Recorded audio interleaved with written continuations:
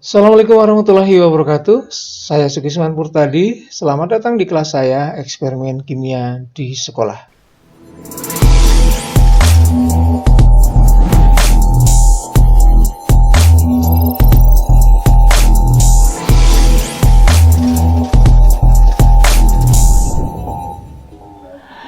Kali ini kita akan mendiskusikan aktivitas laboratorium berdasarkan strategi pembelajaran yang muncul di dalam kurikulum 2013.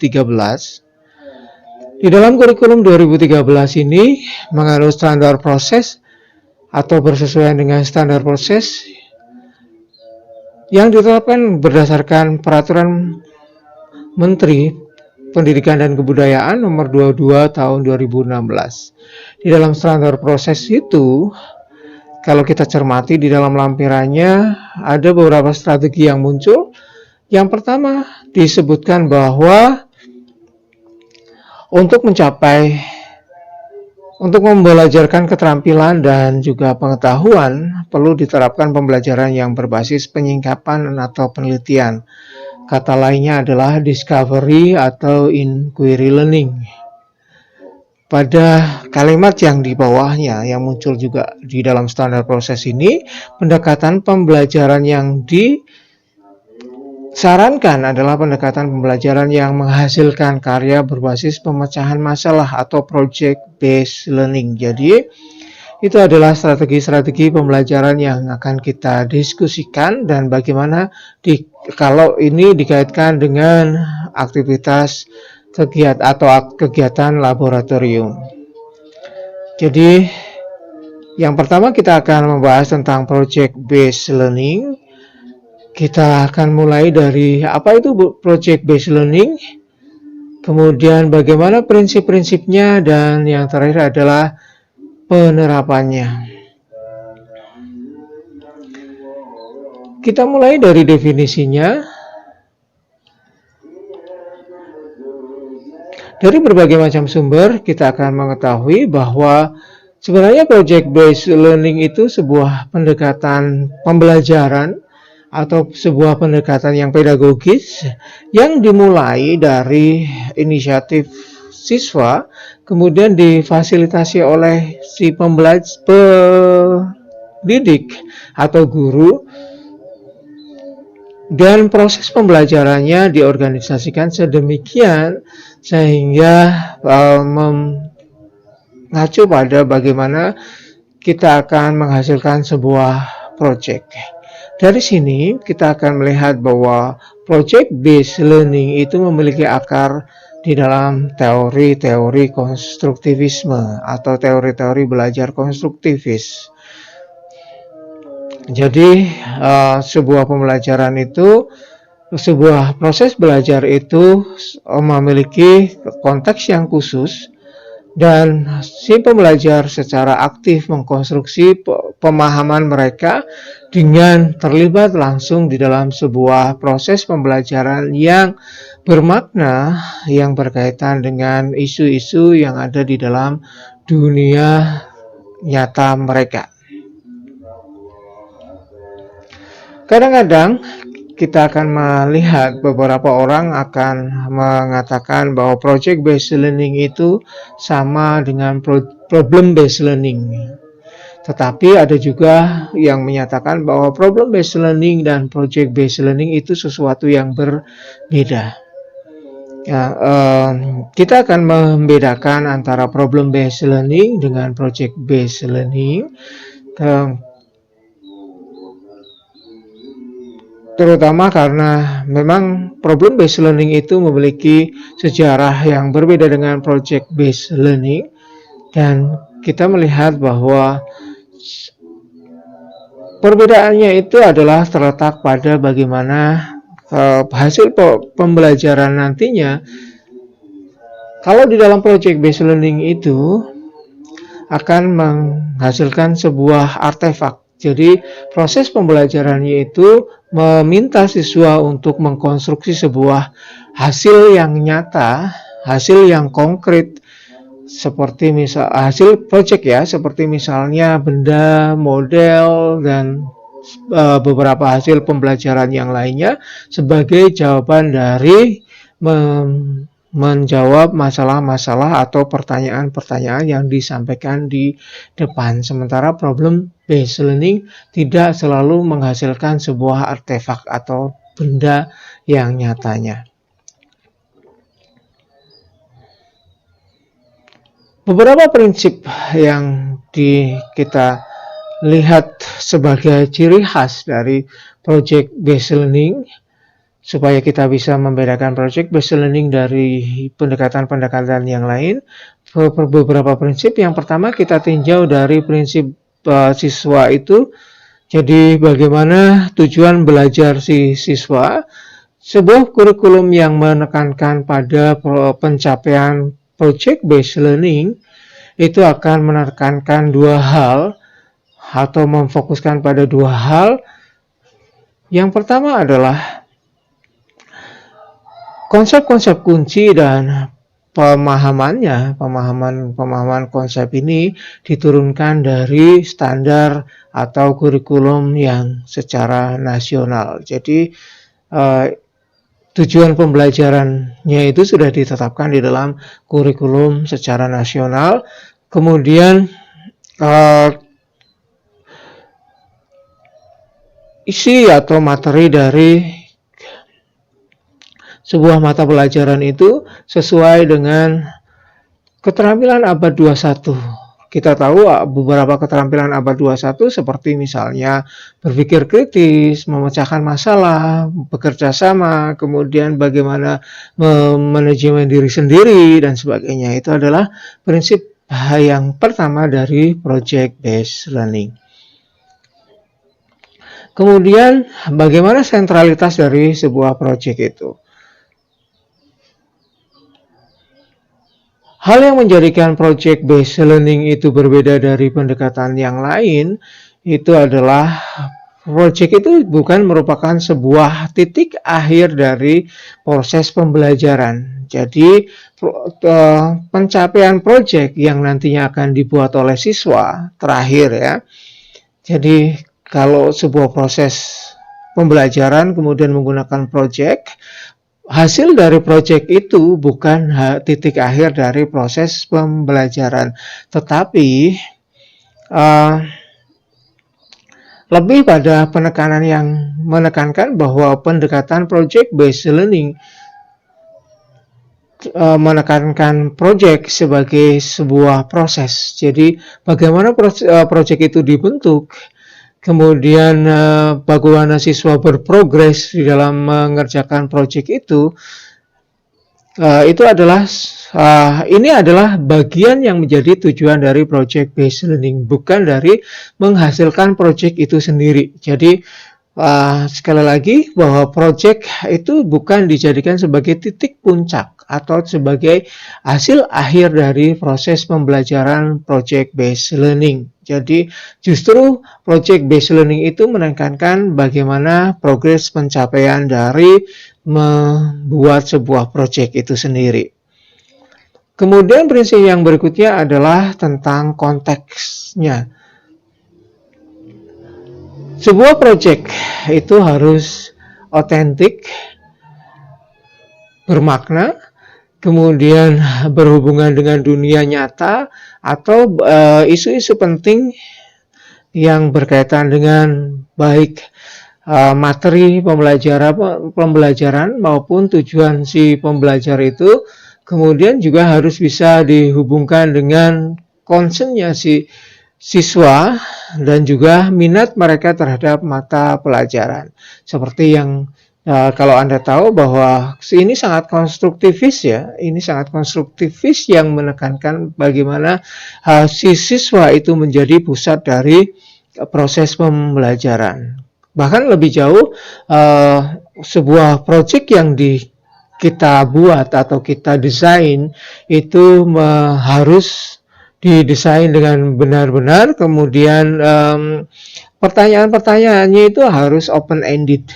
Jadi tidak boleh sebuah project based learning itu menghasilkan satu karya yang seragam untuk satu kelas, tetapi tergantung pada bagaimana kreativitas siswa di dalam menjawab pertanyaan itu, kemudian bagaimana mereka bisa memadukan apa yang mereka ketahui dengan prinsip-prinsip yang muncul di dalam masalah yang diberikan oleh guru. Jadi konteks dari project itu seperti itu. Kemudian hasil dari project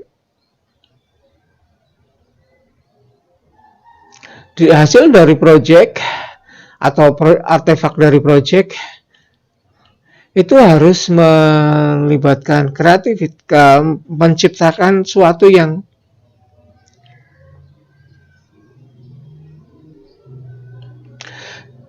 kemudian hasil atau artefak dari sebuah proyek itu harus melibatkan suatu penciptaan atau pembuatan sebuah produk yang tangible, itu artinya bisa disentuh seperti yang disampaikan tadi, bahwa ini harus bisa kita lihat, kita indra sebagai sebuah hasil dari menjawab pertanyaan yang disampaikan dari project based learning itu, dan menawarkan seperti yang sudah disampaikan tadi, bahwa hal ini akan menawarkan atau bisa memperlihatkan pada kita bahwa proses pembelajaran itu sudah tercapai dengan menunjukkan hasil dari project tersebut. Jadi dengan menghasilkan sebuah proyek, hasil artefak yang terakhir itu, kita bisa melihat bahwa ternyata siswa ini sudah belajar atau belum. Jadi kalau dia tidak bisa menginovasi mungkin karena kita sudah memberikan contoh model dan dia hanya meniru model yang kita berikan, itu artinya mereka belum belajar dengan baik. Jadi kalau ada proses pembelajaran berprogres, berarti mereka sudah mulai belajar. Kemudian prinsip berikutnya adalah tentang kerjasama. Sebagaimana yang dimunculkan oleh teori-teori para teoris konstruktivis, sebuah proses pembelajaran itu adalah proses negosiasi yang terjadi di dalam lingkup sosial. Kalaupun ada di dalam lingkup sosial yang kecil, yaitu kelas, itu juga terjadi negosiasi. Negosiasi itu artinya ada seperti misalnya dia menyampaikan pendapat, kemudian ada orang lain yang menyetujui atau menentang, kemudian mereka berdiskusi, dan seperti itu. Jadi negosiasinya adalah negosiasi dari pengetahuan, bukan negosiasi yang lain.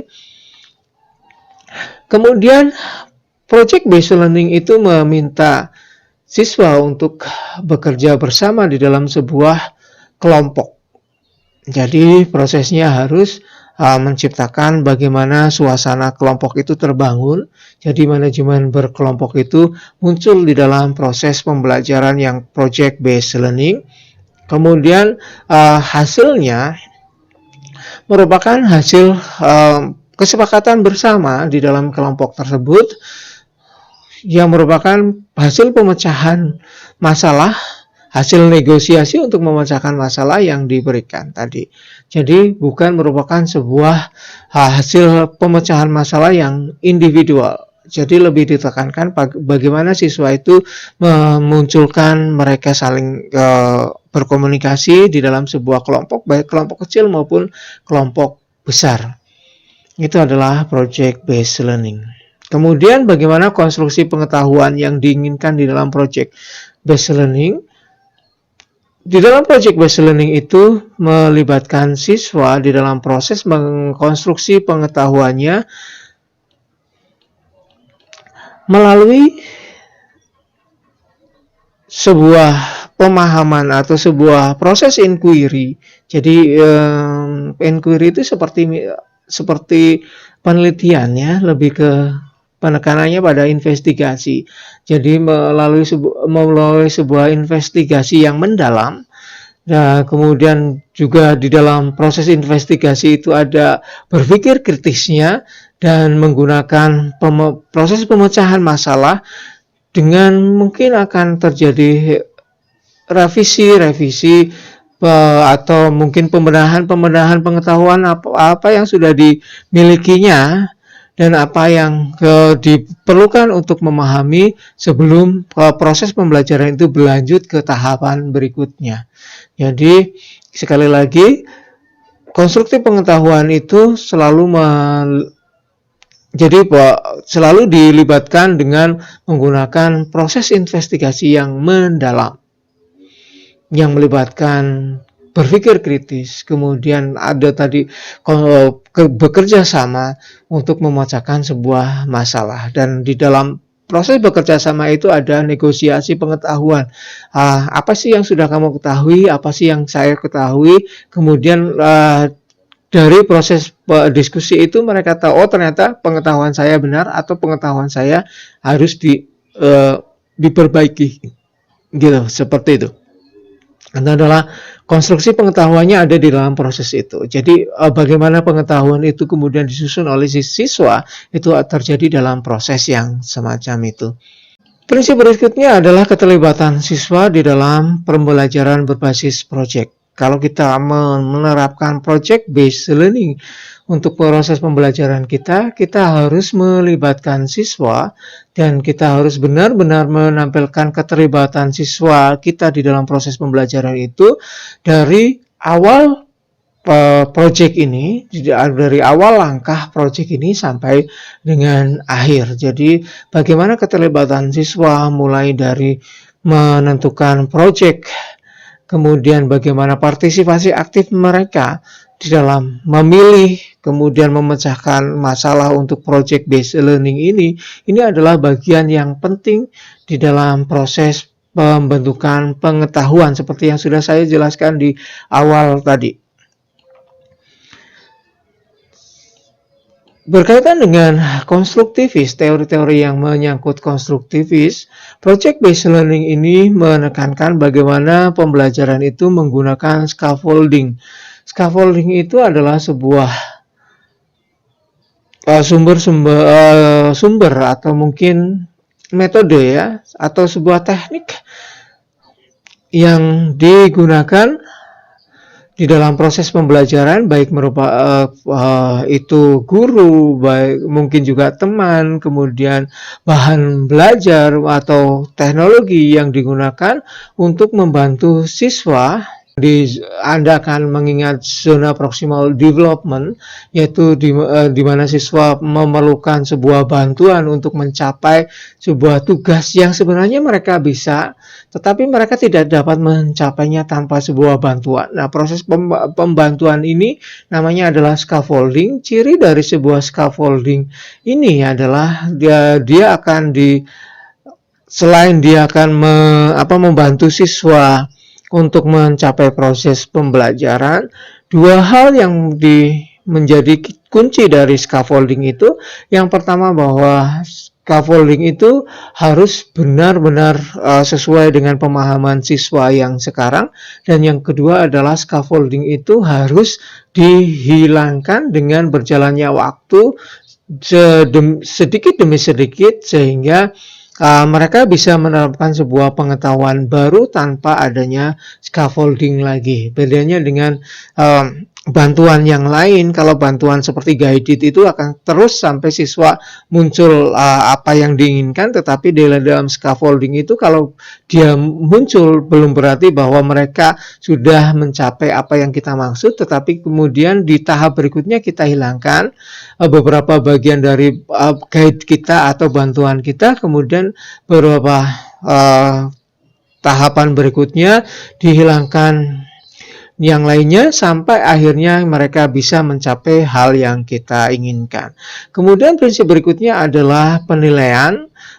Penilaian itu ditekankan pada penilaian yang formatif yang ditujukan untuk membantu siswa belajar. Ingat bahwa kita punya penilaian yang formatif dan penilaian yang sumatif. Penilaian formatif itu berada di dalam proses pembelajaran, masuk di tengah-tengah proses pembelajaran, yang intinya adalah proses penilaian itu juga digunakan untuk belajar mereka. Jadi bukan penilaian hasil belajar mereka, tetapi penilaian itu merupakan sebuah proses pembelajaran bagi mereka, karena di dalam proses penilaian ini umpan balik dari guru melalui proses project ini sangat-sangat diperlukan. Jadi progres projectnya ini selalu dipantau oleh guru. Nah, proses pemantauan progres ini merupakan bagian dari penilaian.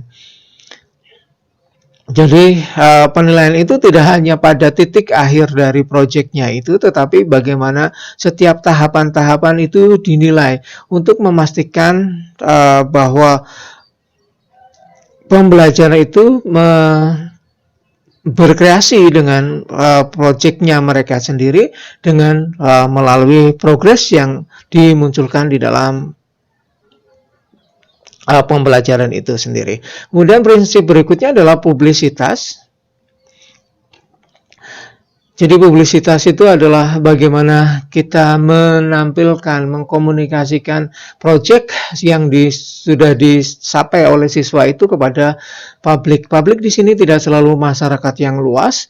Publik di sini bisa saja di dalam kelas. Publik di sini juga bisa berarti sekolah. Jadi bisa merupakan sebuah komunitas yang sempit.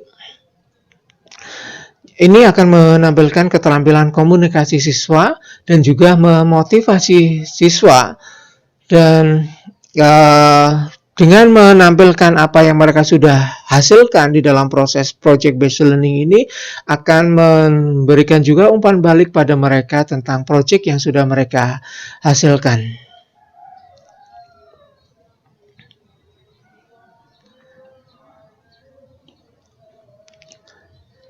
Baik, itu adalah prinsip-prinsip project pembelajaran berbasis project. Kita akan masuk ke langkah pembelajaran. Kita mulai dari yang di awal. Di awal sekali project based learning itu menekankan bagaimana siswa kita itu memunculkan pertanyaan yang penting, yang esensial. Nah, ini sebuah proses yang mungkin agak sedikit menyita waktu kita kalau project based learning itu benar-benar kita serahkan pada siswa. Jadi kita menampilkan sebuah situasi yang memunculkan masalah, kemudian mereka akan memunculkan pertanyaan yang akan dibahas itu apa. Jadi kita akan memulai proses pembelajaran itu dengan sebuah pertanyaan yang penting untuk nantinya dijawab di dalam project based learning. Jadi ini adalah awalan yang selalu muncul di dalam project based learning. Jadi essential question-nya apa? Nah, untuk project based learning yang masih awal, kita harus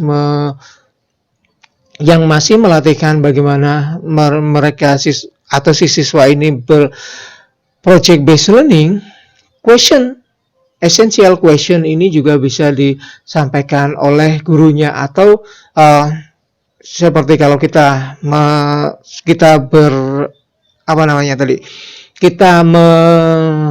melihat lagi prinsip pembelajaran project based learning tadi, salah satunya adalah scaffolding.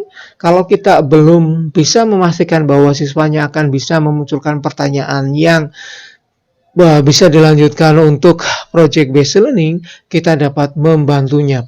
Proses pembantuan itu bisa dari awal total gitu, supaya mereka bisa berlatih. Kalau ada situasi yang kasuistik, mereka bisa menyampaikan sebuah pertanyaan yang baik untuk nantinya dijadikan sebagai awalan untuk project based learning.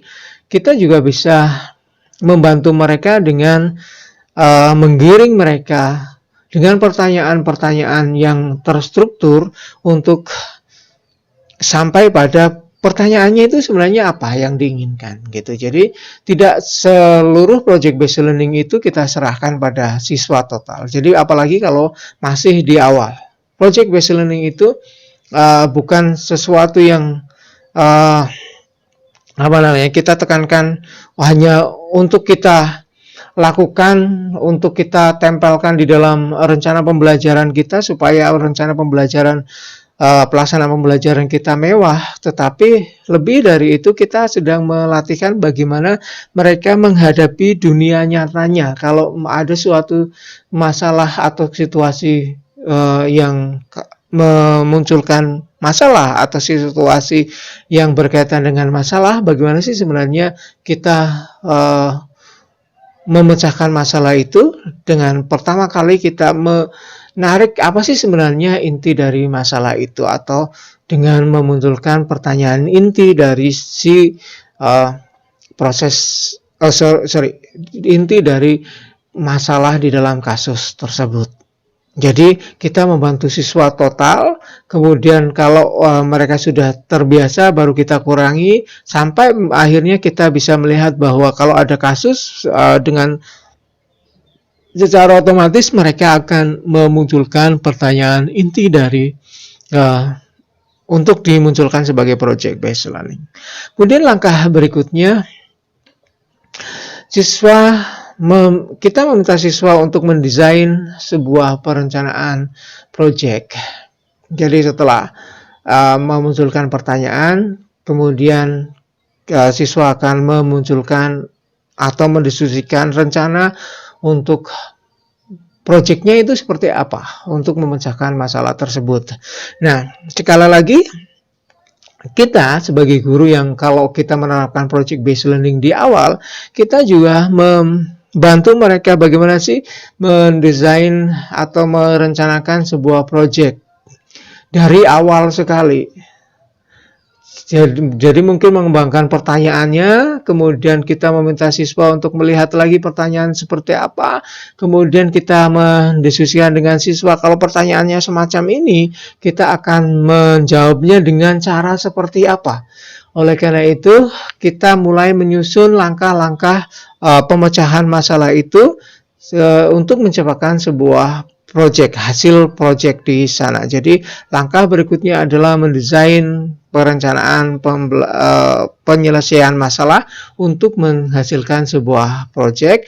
Kemudian jangan lupa kalau sudah menentukan rencananya, maka kita harus membuat sebuah jadwal yang jelas supaya kita akan melihat progresnya itu seperti apa di dalam setiap langkah-langkah tersebut. Jadi di dalam langkah pembelajaran berikutnya, setelah kita menentukan jadwal yang jelas untuk proses pembelajaran itu, kita tidak meninggalkan mereka untuk kemudian hanya mencekati mereka di projectnya akhir itu, tetapi kita harus memonitor. Jadi monitor proses pembelajaran siswa itu adalah bagian dari langkah penting di dalam project based learning. Jadi kita harus selalu memantau perkembangan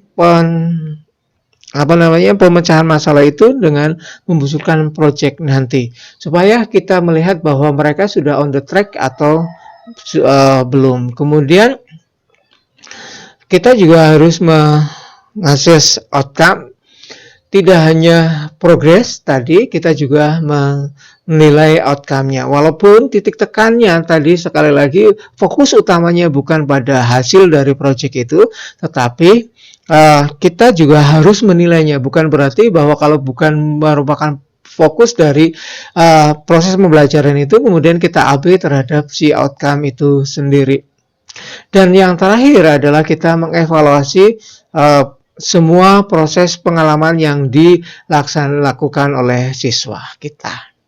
Itu keseluruhan tentang project based learning. Berikutnya kita beralih pada inquiry. Seperti juga project based learning tadi, kita akan bicara tentang inquiry, tentang apa itu inquiry, kemudian bagaimana prosesnya, dan yang terakhir adalah bagaimana sih penerapannya di dalam proses pembelajaran.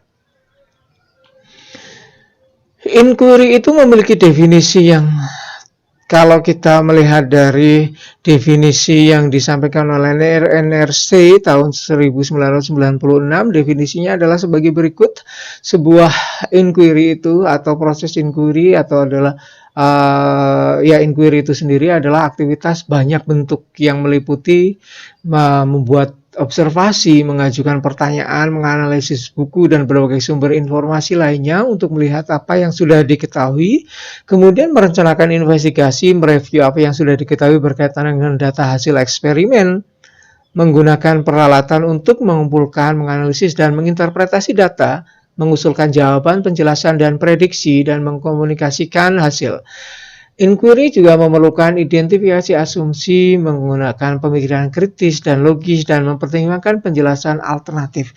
Cukup kompleks, dan ini mungkin akan akan susah kita pahami, ya, apalagi kalau kita hafal untuk definisi ini. Apalagi kalau kita menyampaikan satu kalimat panjang ini dalam satu tarikan nafas, wah, ini sebuah definisi yang cukup kompleks, ya, yang seperti yang saya sampaikan tadi. Tetapi kalau kita melihat definisi ini adalah definisi yang jelas tentang sebuah apa sih yang dimaksud dengan inquiry. Kalau kita ingin melihat definisi yang benar-benar memberikan pemahaman kita tentang inquiry, maka kita merujuk pada definisi yang disampaikan oleh NRC tahun 1996 ini. Tetapi kita juga bisa memberikan sebuah definisi yang lebih singkat, yaitu inquiry itu adalah sebuah cara untuk tahu dan memecahkan masalah yang menekankan bukti yang dihasilkan sendiri dan mengupas penjelasan tentang dunia fisik. Jadi intinya hampir sama seperti project based learning tadi. Kita memulai dengan masalah, jadi memunculkan masalah dari dunia yang nyata itu. Jadi inquiry adalah merupakan sebuah cara untuk tahu apa sih yang sebenarnya dia hadapi, melihat suatu gejala atau fenomena yang mereka jumpai di dalam kehidupan sehari-hari, kemudian mereka melihatnya itu dan mencari bukti, dan mereka mengupas penjelasan tentang fenomena-fenomena tersebut dengan menggunakan bukti dan pengetahuan. Jadi tidak hanya tentang teori mereka, kemudian berasumsi mereka, tetapi kita menekankan bahwa proses pemecahan masalah itu menekankan pada bukti-bukti yang mereka temukan di dalam proses berinquiry tersebut. Beberapa ahli menyatakan bahwa inquiry dan discovery itu merupakan suatu bentuk yang bertingkat. Jadi sebenarnya ini adalah proses pembelajaran yang sama, hanya saja tingkatannya sedikit berbeda, bahwa discovery itu adalah sebuah proses yang melibatkan kognitif, tetapi di dalam inquiry itu lebih meningkat bagaimana mereka tidak hanya tahu tentang berinquiry, tetapi juga bagaimana menerapkan prinsip-prinsip dan proses pembelajaran, proses berinquiry itu di dalam proses pembelajarannya. Jadi discovery dan inquiry merupakan sesuatu yang hampir sama, tetapi di dalam banyak buku memisahkan antara discovery dan inquiry di dalam hal bagaimana ujung dari discovery dan inquiry itu yang dimaksudkan. Jadi kadang-kadang inquiry dan discovery itu bertukar ganti.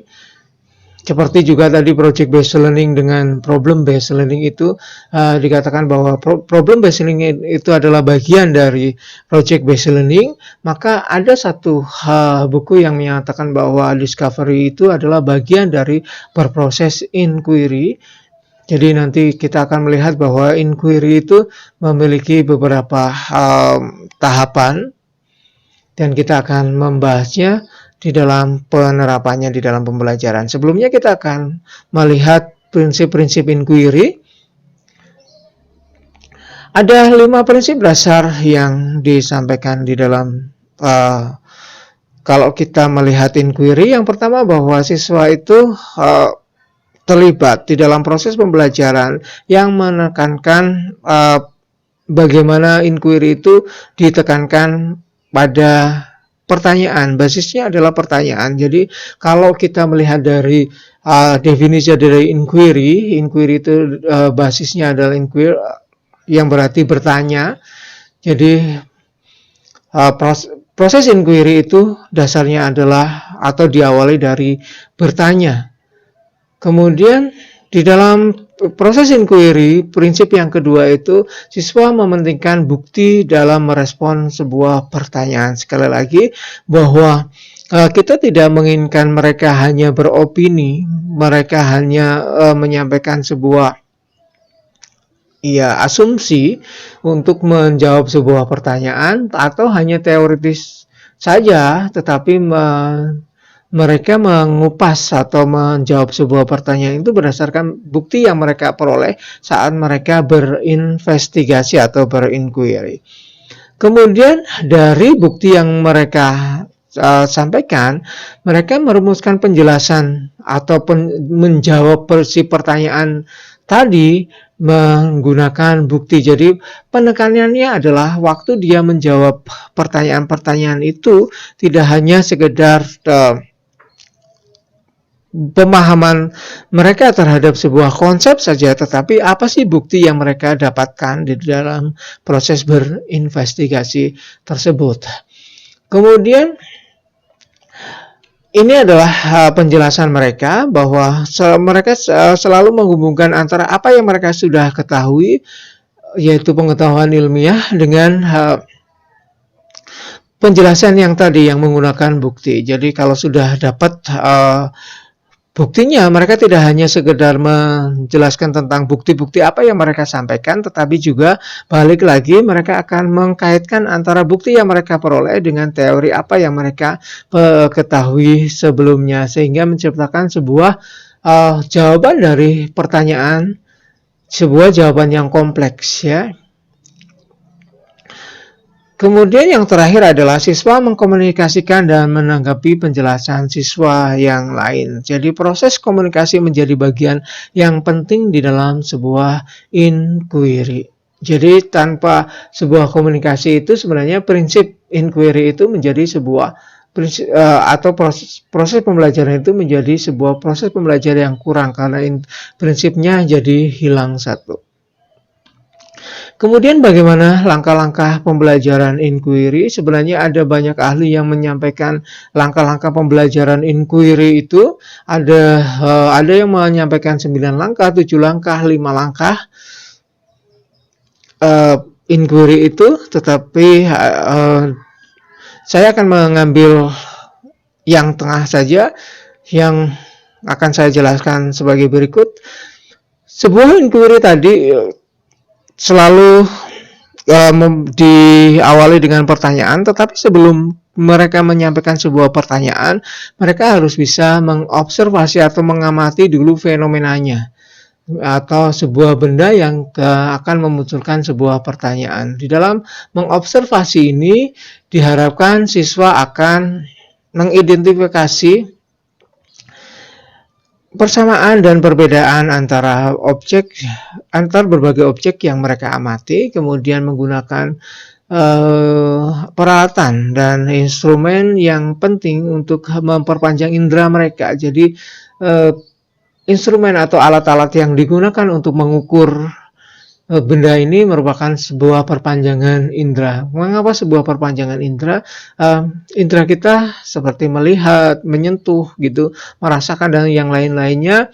Mungkin dengan hanya melihat kita tidak bisa mengukur berapa sih panjang sebuah benda, misalnya berapa senti sih ini sebenarnya. Kemudian kalau kita hanya menyentuhnya, kita hanya melihat panas dan dinginnya, tetapi kita tidak bisa menentukan berapa suhunya, maka kita menggunakan termometer. Oleh karena itu, instrumen atau alat ini merupakan perpanjangan dari indera kita. Kemudian juga bisa menetapkan sebuah pengamatan yang relevan atau hanya pengamatan-pengamatan yang sambil lalu seperti itu. Jadi mereka harus bisa menekankan pengamatan yang bisa memunculkan sebuah pertanyaan dan bisa memilahnya dari pertanyaan-pertanyaan yang tidak maksud saya adalah memilahkannya dari pengamatan-pengamatan yang tidak memunculkan pertanyaan.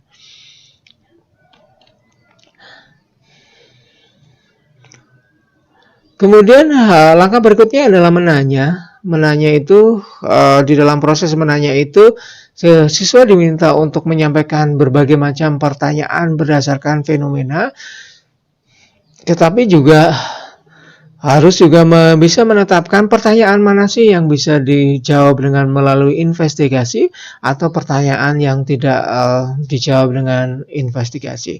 Nah, di bagian penyampaian materi saya selanjutnya nanti kita akan lebih fokus pada inquiry, tentang langkah demi langkah dari inquiry itu. Salah satunya adalah bagaimana sih kita membuat sebuah pertanyaan yang bisa diinvestigasi atau pertanyaan yang tidak bisa dilanjutkan di dalam sebuah inquiry. Baik, langkah pembelajaran berikutnya di dalam inquiry adalah planning and investigasi. Jadi merencanakan dan menginvestigasi, jadi melanjutkan untuk menjawab pertanyaan-pertanyaan itu dengan menggunakan perencanaan. Anda akan berpikir bahwa project based learning ini sama dengan inquiry. Jadi project based learning ini memang hampir sama dengan inquiry di dalam banyak hal. Pada intinya adalah bagaimana mereka bisa memecahkan sebuah masalah. Jadi inquiry itu lebih ditekankan pada menjawab pertanyaan itu dan berproses. Sementara project itu penekanannya pada bagaimana mereka bisa menghasilkan sesuatu yang bisa disampaikan untuk hasil dari menjawab pertanyaan tersebut.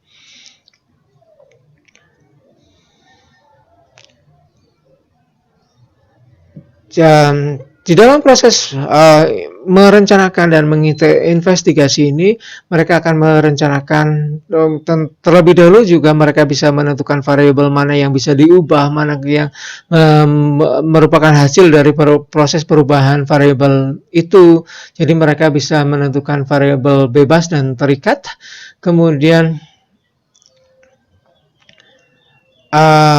yang terakhir adalah bagaimana mereka bisa menentukan apa yang mereka hasilkan atau mereka lakukan di dalam prosesnya dengan apa yang sudah mereka rencanakan sebelumnya. Kemudian yang terakhir, setelah proses merencanakan dan menginvestigasi, kita punya interpreting atau menganalisis. Jadi kita menginterpretasi dan menganalisis sebenarnya sesuatu yang berbeda dari proses menganalisis. Kita kemudian menginterpretasi. Kadang-kadang menginterpretasi ini disebut sebagai menyimpulkan. Jadi di dalam proses ini siswa itu mendiskusikan apa yang mereka temukan dalam hubungannya dengan pertanyaan-pertanyaan mereka di awal. Kemudian di dalam interpretasi ini mereka juga bisa seharusnya mereka bisa mengidentifikasi pola-pola yang muncul di dalam proses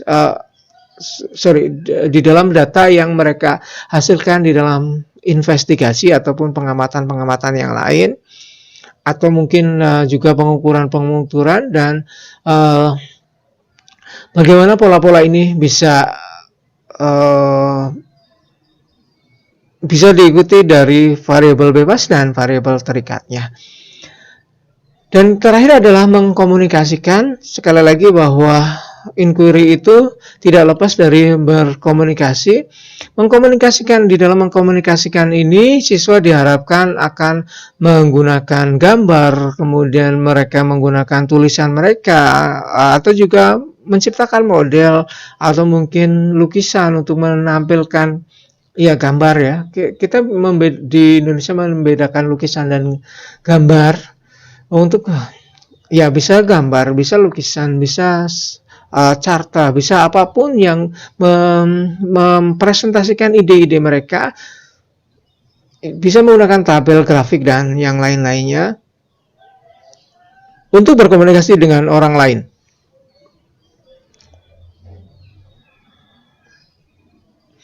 Itu jadi mereka bisa juga membuat laporan, kemudian video dan sebagainya untuk mengkomunikasikan juga untuk orang lain. Baik, sebelum saya akhiri presentasi saya berkaitan dengan strategi pembelajaran yang ada di dalam kurikulum 2013,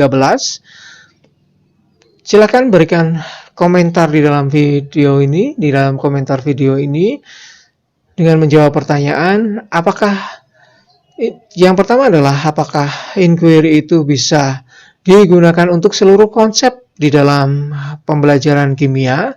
Jika tidak bisa digunakan untuk seluruh konsep, sebutkan konsep yang tidak bisa diajarkan dengan menggunakan pembelajaran berbasis inquiry menurut Anda. Oke, terima kasih atas perhatian Anda sampai di sini. Kita akan melanjutkan minggu depan pembahasan tentang strategi pembelajaran yang lain yang muncul di dalam kurikulum 2013, dan kita akan membahas juga detail dari pembelajaran yang berbasis inquiry. Di sana nanti kita akan membahas mengapa sih kita harus berinquiry dan ada hubungannya dengan pembelajaran kimia, mengapa sih harus inquiry. Terima kasih, selamat belajar, selamat bekerja. Assalamualaikum warahmatullahi wabarakatuh.